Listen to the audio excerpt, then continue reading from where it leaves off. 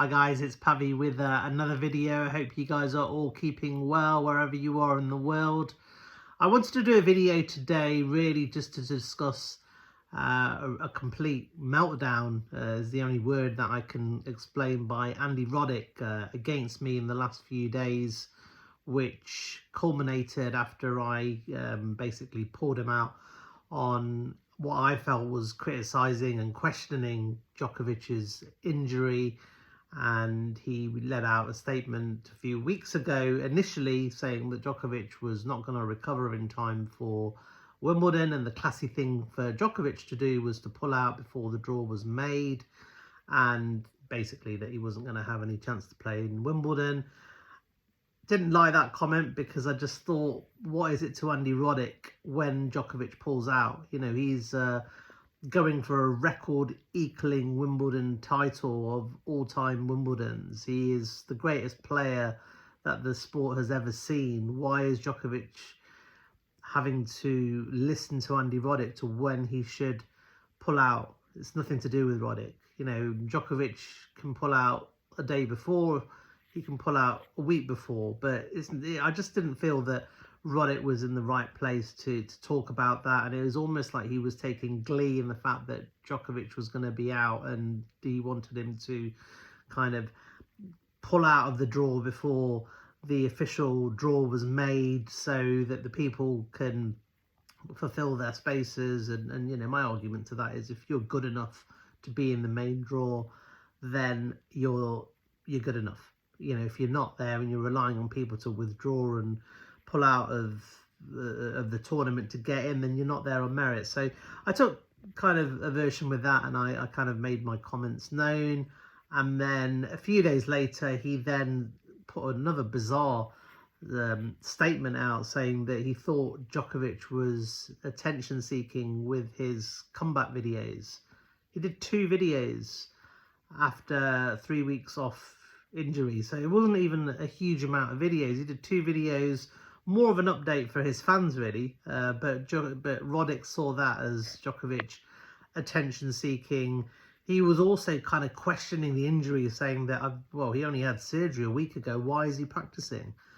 And I found that odd comment. Now I have to take you kind of back almost 20 years to understand why I took issue with Roddick's comments on there, because I believe that Andy Roddick, from even his playing days, has something against Djokovic. Now, in his current position, he works for media.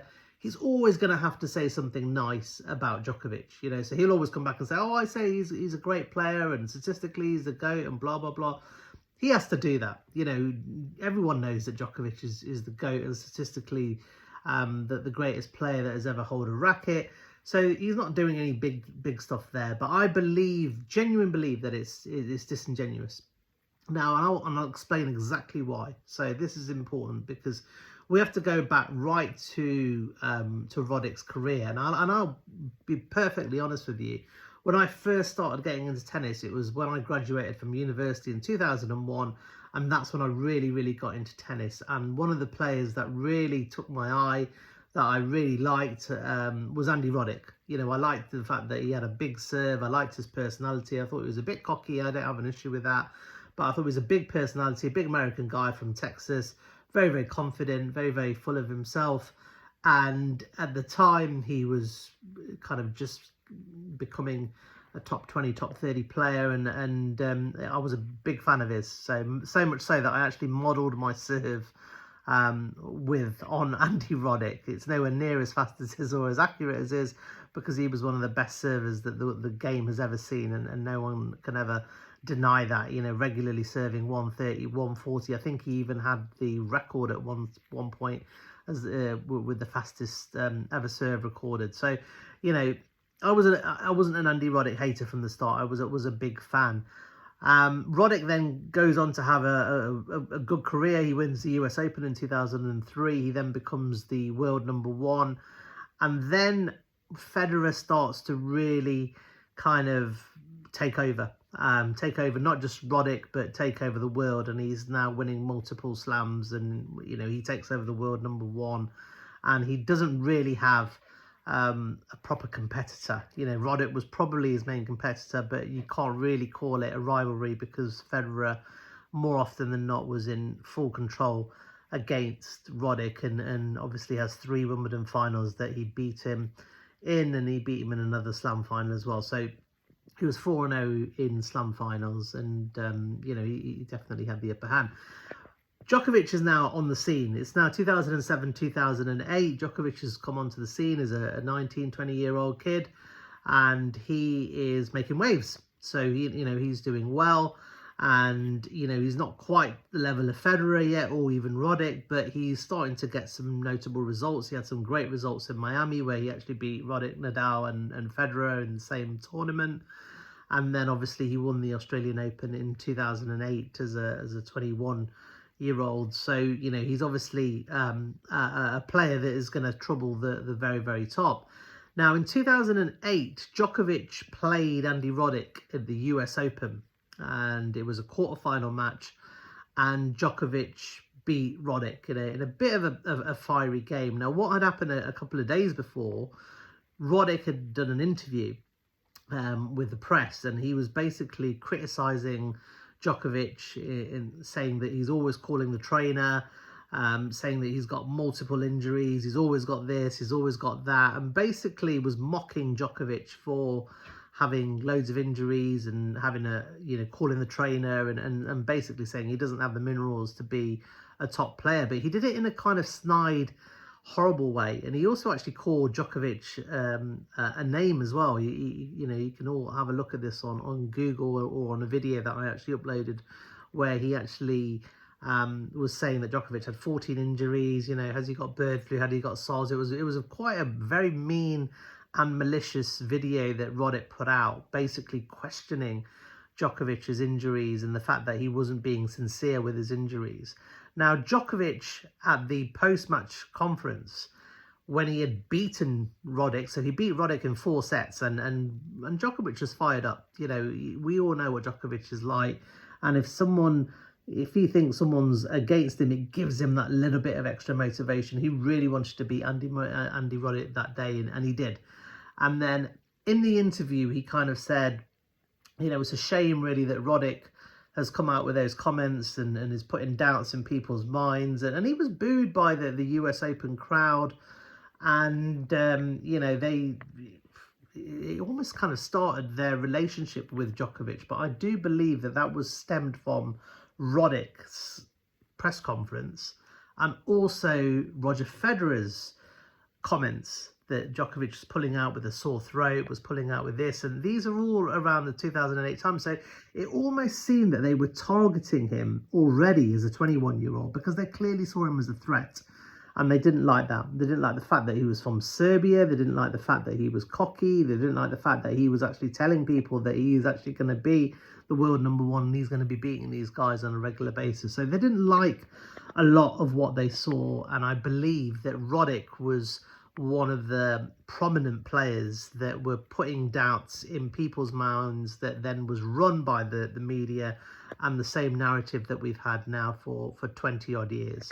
So that is kind of some context to kind of Roddick as a person. Now, a few years ago, Roddick actually confirmed that after that match, he approached Djokovic as a 21-year-old and pinned him up against a locker in the locker room. So can you imagine that? So Roddick has just turned up to Djokovic. He couldn't take the fact that he'd lost and didn't like the fact that Djokovic had said a few words that, you know, it wasn't really nice of Roddick saying those words.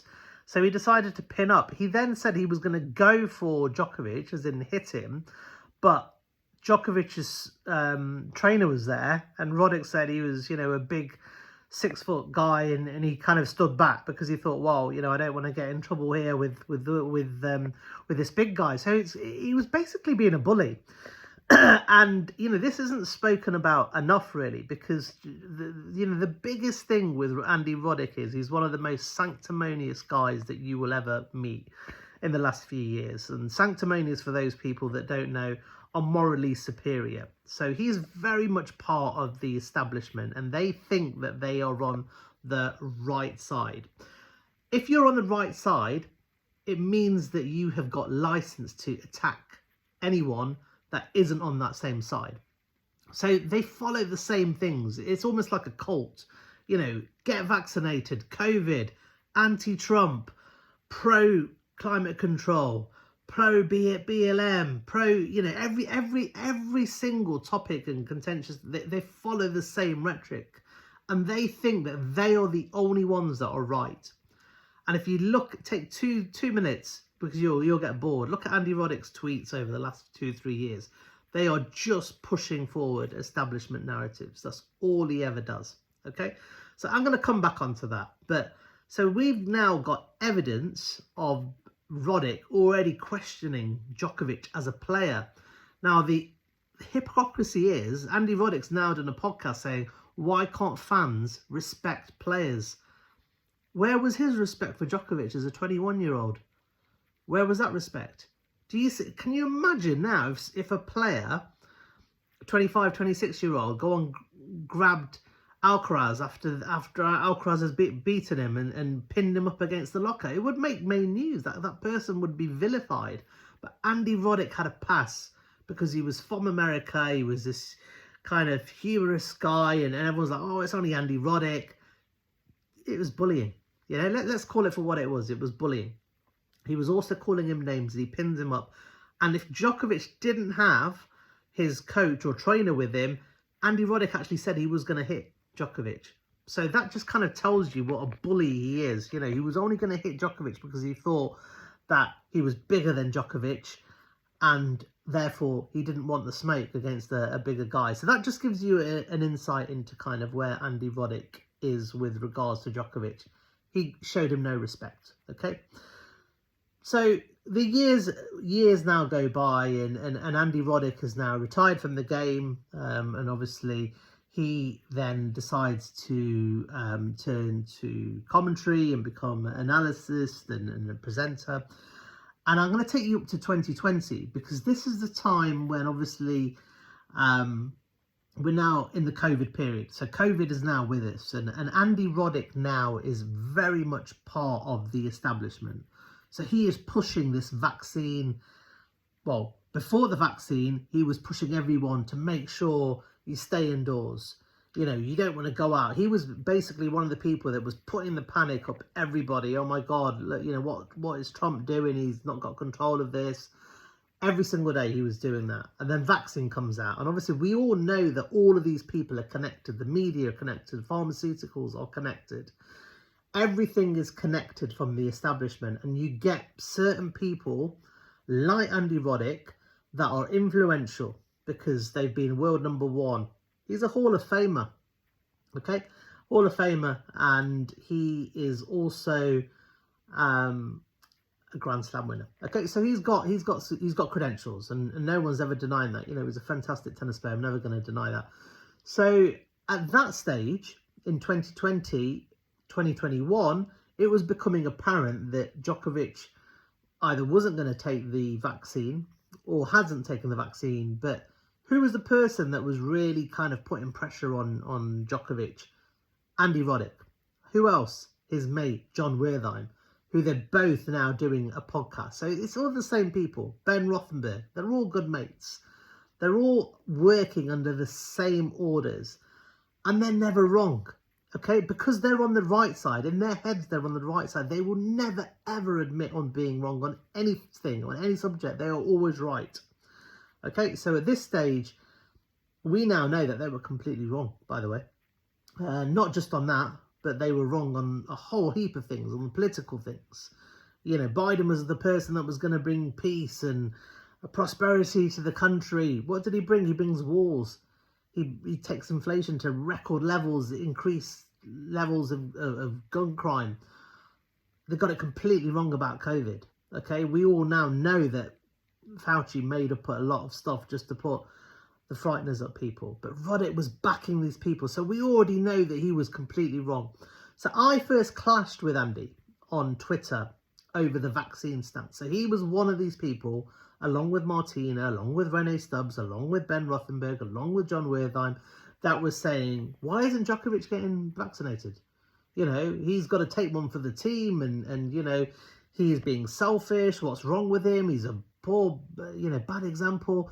They really wanted Djokovic to take this brand new, untested drug when we knew statistically that a person of his age, we had the stats at that time, was in no risk really of getting seriously ill from COVID. We were told a lie at the time, which Roddick pushed, that if you took the vaccine, it would stop transmission. We now know that that was a lie. Okay, so there was absolutely no need for them to push Djokovic to get vaccinated, but they did.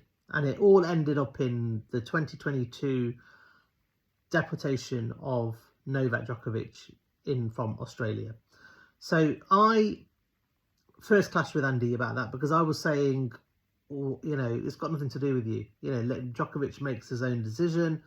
He's got his, you know, freedom of choice in his body.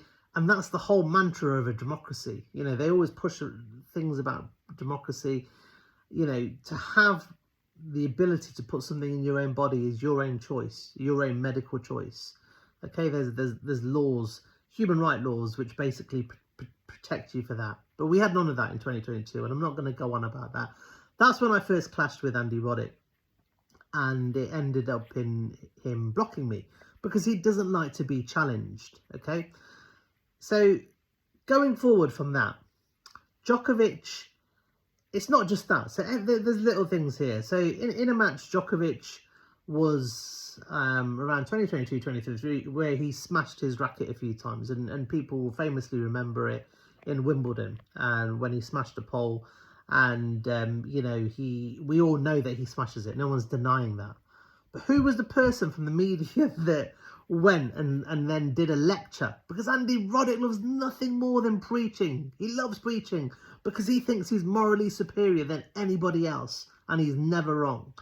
He then goes on to do this video to say how bad it is of people smashing rackets, and tells people how to actually smash a racket without making any damage, and you know, be nice and be kind.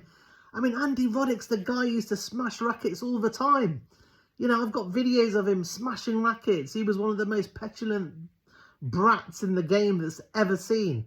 But then he was the guy that was now saying to people, if you want to smash it, smash a racket like this. Make sure that, you know, it just is in your space and it doesn't go anywhere else. And basically preaching. But he did this after Djokovic was kind of getting criticised for him. So again, the reason why he's doing this is he wants to put heat on Djokovic. He wants to create this propaganda. He wants to create an indoctrination of people by putting out these false agendas. You know, he's very much on the establishment. He thinks Djokovic is on the wrong side because he didn't get vaccinated, and because he's not part of the West and he's not part of the clique. So he is going to target him. A few weeks later, there was an incident where Djokovic was caught swearing in his own language in a match. Now, anyone who's played any tennis at any level, whether it be pro or whether it be amateur, will hear players swear. You know, it happens. It's a one-to-one heated battle. But Andy Roddick then decided to make, you know, a big deal out of this again. But and what he was trying to do, he was trying to put the heat on Djokovic again. So now he was saying, oh, you know, players shouldn't really swear, and, you know, they should be nice and be mindful. There's ball boys and kids watching. This is Andy Roddick, who used to swear all the time. So, you know, we've then got videos showing people that he used to swear all the time in matches. So it's like, how hypocritical can you get? Now, the problem that he's got with me is I'm putting this all out on my Twitter, okay? And it's getting views. It's getting 50, 60, 70, 80, 90, 100,000 views. And his challenge, his basic narrative is being challenged. And he doesn't like that. So he's already then said a few words, but he's already boiling because he's saying, look, there's this guy here, some random guy who's challenging my narrative, but he's actually getting a lot of views. I don't like that because I don't want my narrative to be challenged, and his bosses don't either. Okay, because the bosses all work for the same and they're all against Djokovic. So people have got to wake up when people think, oh, you know, he's nice and stuff. Yes, of course he'll say some nice words. But look at all these instances. He questioned his injuries when he was actually a player. Djokovic then smashes a racket. He then does this whole piece about how people shouldn't smash rackets. Djokovic swears in a match. He does this whole piece about people not swearing in matches. Look at it now. He's questioning his injury when he had it because he wants people to question his injury. So that's the bit where you've got to learn that this is what Roddick does, okay? And he's trying to create a false narrative and propaganda. And when people say, oh, but Novak's okay with it, Novak will not say publicly what he really feels. And I know that for a fact. And I understand that because he's got sponsors. He doesn't want the heat. He gets enough heat as it is.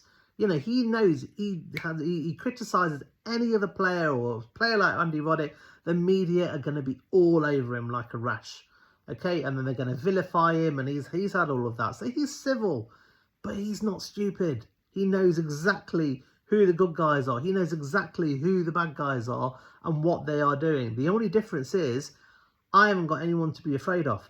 I don't care. I don't care if Roddick doesn't like me. I don't care if, people don't like me or people call me names. I will call it as it is.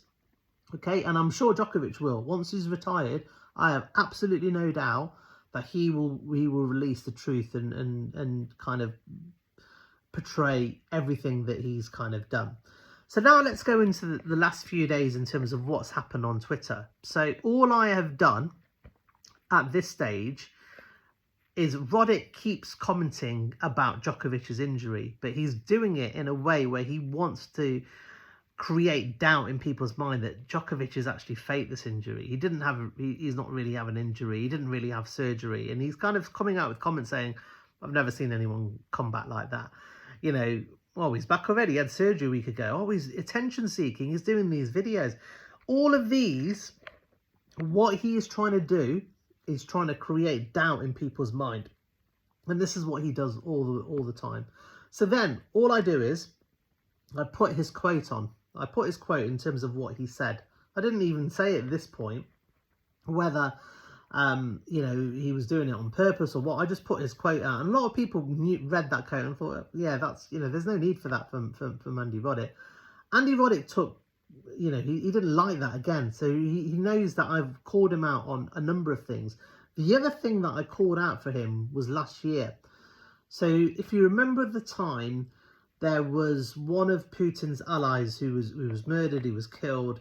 And the whole of America, all of the woke, the lefties, the liberals who want to put all the blame on Russia for everything. The world is going to shit right now, and America want to put the blame on Russia because they want to deflect everything that they're doing with NATO, with America, and that's another topic that I will do another video about soon if you want to learn about that. But this guy kind of was murdered. There was no evidence that Putin did it. There was no links that Putin did it. But the whole of America and Biden was saying, yes, this is Putin. This is awful. This is what happens in Russia. Russia is an awful place, and it's not safe for anyone to go there because if you disagree with them, you'll get murdered. So then Andy Roddick then decides to come out with a story to say in 2008 or 2009, that was the only time that he was in Russia, and he got robbed by a Russian policeman. Okay, so this he just comes out with a story. Now he's in the Davis Cup and he was playing with USA and Russia. He would have had USTA officials with him. They would have taken him when they went to play in the Davis Cup. They would have been in accredited hotels. They would have been chaperoned everywhere. Andy Roddick at this stage was a world number one. He was a Grand Slam winner. He was known everywhere. He basically said that he decided to go out one night on his own, which I think is a bit weird. It's a team environment, and you go to a foreign country. He said that he's not sure about it. He's still young. He decides to go on his own. He also has $200 in his pocket. So I don't know what he's doing with that amount of cash anyway. And he said he was stopped by this policeman and by a Russian policeman and said, give us your money or we're going to put you in jail.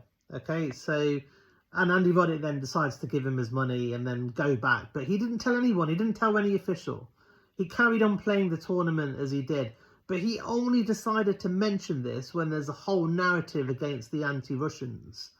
So people are then starting to question this and saying, oh, Andy, this is really bad. When did this happen? And who did you tell? And who was there? Was there any witnesses? He then deleted that tweet, but it's already out there, okay? He deleted that tweet. And you know, for me, there's absolutely no evidence. It may have happened, but where's the evidence? You know, you've got £200 walking in a Russian street, which you've initially said that you were scared to go to Russia, but you're happy to walk on your own with $200. You decide not to tell a single member of the team. None of the team was with you. No one saw this. And, you know, a Russian policeman would know who Andy Roddick was. Okay, so all of it reeks of a bit of Jussie Smollett. You know, people who don't know Jussie Smollett, you can Google that, but he made up some similar story to push a narrative from the establishment. So I called Andy out on that. Okay, so I started saying this is BS. I did a podcast with Chris Isaac, who's a great guy, and on his podcast, and I called him out from it. Andy Roddick didn't like that because I'm calling him out on stuff. So when I call him out this time on his injury, and I've not been horrible to him or called him names, I've just basically said, it's Andy Roddick again. He's had enough. And the reason he's had enough is that people are starting to question what he's saying and saying, actually, Andy Roddick wasn't particularly like Djokovic as a player. Andy Roddick was against him in the vaccination. He was against him when he was smashing rackets. He was against him when he was swearing. He's now against him when he's injured. So if you can see, there's a pattern here, and I can see that. And there's a lot of good people in this world, but a lot of people are naive and they think, wow, it's Andy Roddick. He comes across so nice. He's a nice guy. He's a family guy. You know, he's got kids. He's got a lovely wife. Yeah, he's all of that, but he is part of the establishment, and his job is to push narratives. And that is one of the reasons why he's getting so many jobs in the media. You know, if you push their narratives, they will get there.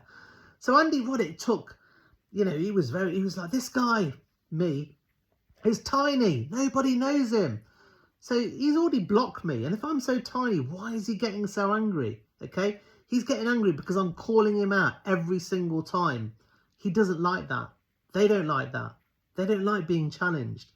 So then he goes on, this was Sunday, you know, we're now into Tuesday. He then goes on to numerous tweets where he's calling me tiny and that no one knows me in tennis and you know, he's a nobody, no one knows him. Now, the ironical thing is that I do know a lot of people in tennis, and I'm not going to tell you who, but, you know, I know a lot of people in tennis. I know players on a personal level. I know a lot of media. I'm very, very good friends with media. I'm actually friends with a lot of Andy Roddick's colleagues. And a lot of them are scared to kind of, admit that they publicly believe in some of the stuff that I say because of fear of job opportunities. And I totally get that. Okay, I completely get that. But Andy Roddick saying I don't have any knowledge in tennis. You know, 90% of the commentators haven't played tennis. I've been playing tennis for 20 years. I run a tennis club for 10 years. I speak to tennis players. I go to a lot of tennis events. So just because he was a Grand Slam winner, he thinks he knows more than tennis. But it's not about that. It's all about the establishment. They're always right. They're, you know, morally superior than normal plebs like us, right? So then he then goes on this massive rant and he starts calling me tiny, you know, tiny this, tiny that. And, you know, I found it quite amusing, really. And I'm just like, fine. But what he was trying to do is he was trying to get a pile onto me. And the funniest thing is he's got 1.4 million followers on Twitter. I looked at his engagement. It's a fraction of mine. And I've got 21,000. So this is another reason why he's pissed. He's like, I've got 2%, less than 2% of his following, and I'm getting more engagement. Which just kind of shows that Roddick is out there ranting and raving. He's a key part of the establishment. He wants to push these narratives, but no one's actually listening to him. So he has then gone on to do this video where he's still very, very angry. And he's talking about respect. He's talking about respect to the fans. So what he's trying to do is he's trying to put the blame on... he's talking about fans respecting other players. He's talking about Djokovic fans don't respect Federer and Nadal. Federer treatment of Djokovic over the years was horrific. Djokovic knows that. His whole team knows that. Okay? And, you know, when there's a respect, Djokovic always says he respects Federer and Nadal as a player. I respect them as players. They're fantastic players. It's different when it comes to people. It's different what they will say publicly than what they will say privately. Where was the respect in 2022 when a peer of theirs for over 20 years was getting detained, was getting locked up in Australia, fearing for his life? Djokovic himself said it was the scariest part in his entire life. And this is Djokovic, who's lived through a war. And he said that was the scariest moment. What did Nadal do? He added more pressure on. He was like, actions have consequences. He should have taken the vaccine. He didn't even support him. What did Federer do? Silence. Federer, one of the most iconic, one of the most powerful and influential sportsmen of all time, stayed quiet. And both of them were members of the ATP Players Council. They were senior members. The whole point of the ATP Players Council is to support players, all players. They did none of that. Where was their respect towards Djokovic then? So don't, start saying all this stuff about, this is the fan base and the Federer fan base. Federer himself said he didn't respect Djokovic. Federer himself said his fans didn't respect Djokovic. I get abuse. I get threats from Federer fans on a daily basis. Does that mean all Federer fans are bad? No. I've got some really good friends who are Federer fans. Does that, are all Djokovic fans amazing because they're Djokovic fans? No.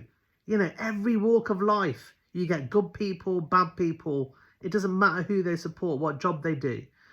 So Andy Roddick then coming out with this bullshit about saying, have respect. Let's talk about his respect. Where was his respect for Djokovic when he didn't get vaccinated? He had his freedom of choice.